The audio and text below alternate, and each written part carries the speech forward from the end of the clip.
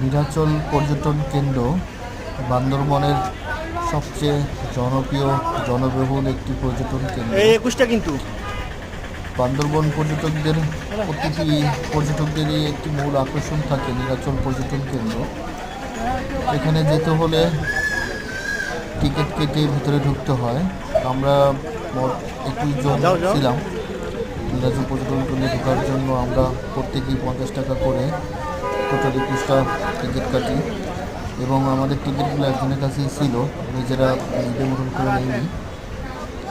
তবে আমরা যেদিন নীলাচল পর্যটন কেন্দ্রে গিয়েছিলাম সেদিন প্রচণ্ড পর্যটকদের চাপ ছিল, ভিড় ছিল এবং আমরাও সেই ভিড়ের মাঝে নিজেদের উজাড় করে দিয়ে পর্যটন কেন্দ্রে ঢুকে পড়ি।